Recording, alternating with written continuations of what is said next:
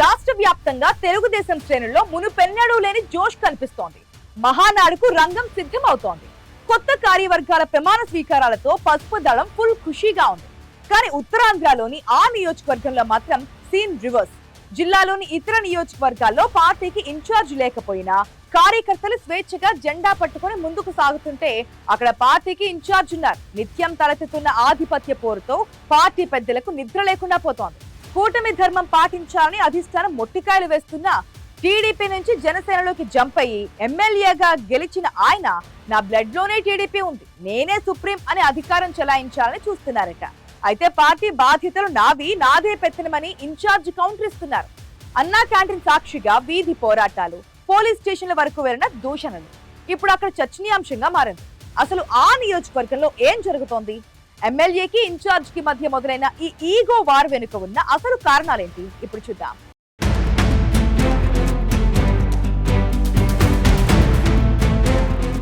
ఉమ్మడి శ్రీకాకుళం జిల్లాలో తెలుగుదేశం పార్టీకి పాలకొండ నియోజకవర్గం కంచుకోట. ఇక్కడ ప్రస్తుతం ఒక వింత రాజకీయ పరిస్థితి నెలకొంది.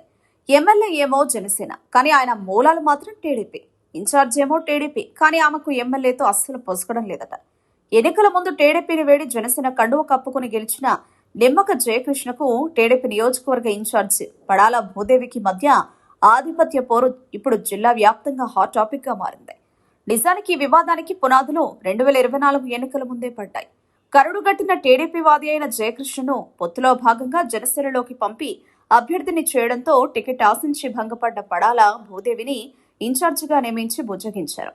వచ్చే ఎన్నికల్లో ఏ పార్టీ సీటు ఇచ్చినా తానే ఎమ్మెల్యే అంటుంటే ఇన్ఛార్జ్ ఏమో పార్టీ గుర్తు తన దగ్గరే ఉండడంతో తనకే అవకాశం లభిస్తుందని భావిస్తున్నారు. దీంతో ఒకే నియోజకవర్గంలో ఇద్దరు పవర్ సెంటర్లు తయారయ్యారు.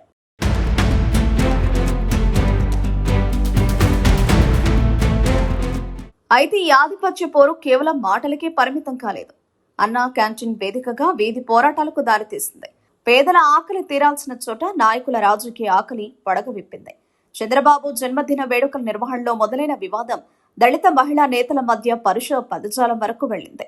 ప్రోటోకాల్ ప్రకారం ఇన్ఛార్జ్ చేయాల్సిన పనులను ఎమ్మెల్యే వర్గం ముందే హస్తగతం చేసుకోవడం ఇక్కడ ప్రధాన వివాదంగా మారింది. సీతంపేటలో అన్నా క్యాంటీన్ ప్రారంభోత్సవం నాటికి పరిస్థితి మరింత ముదిరింది. భూదేవి వర్గాన్ని అడ్డుకోవడానికి ఎమ్మెల్యే అనుచరులు సిద్ధమయ్యారన్న నిఘా వర్గాల సమాచారంతో పోలీసులు హై అలర్ట్ అయ్యారు. ఇరు వర్గాలు దాడులకు సిద్ధమయ్యారన్న నిఘా వర్గాల సమాచారంతో పోలీసులు రంగంలోకి దిగాల్సి వచ్చింది. చివరకు జిల్లా ఇన్ఛార్జి మంత్రి అచ్చెన్నాయుడు స్వయంగా జోక్యం చేసుకుని పడాల భూదేవిని వారించారంటే అక్కడ పరిస్థితి ఎంత సీరియస్ గా ఉందో అర్థం చేసుకోవచ్చు.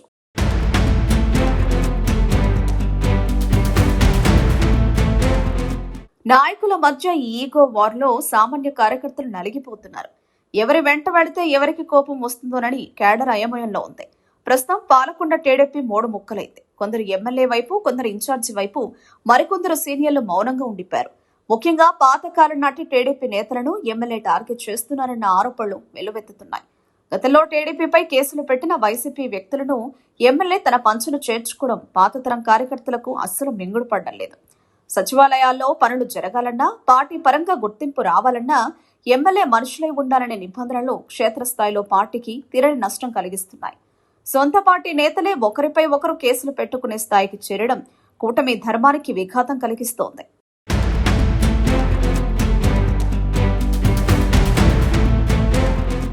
మరోవైపు పాలకొండలో జరుగుతున్న ఈ రాజకీయ యుద్ధం వెనుక జిల్లా స్థాయి పెద్దల నీడ ఉందనే ప్రచారం కూడా జరుగుతోంది.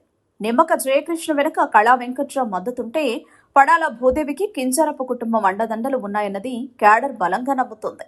ఈ ఇద్దరు జిల్లా నేతల మధ్య ఉన్న పాత వైరం ఇప్పుడు పాలకొండలో ఎమ్మెల్యే వర్సెస్ ఇన్ఛార్జ్ పోరుగా రూపాంతరం చెందింది.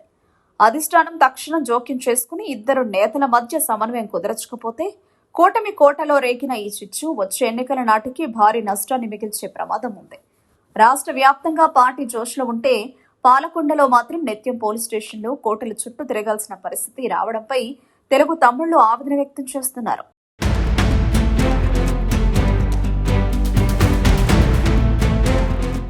మొత్తానికి పాలకొండ పాలిటిక్స్ ఇప్పుడు రాష్ట్ర వ్యాప్తంగా చర్చనీయాంశమయ్యాయి.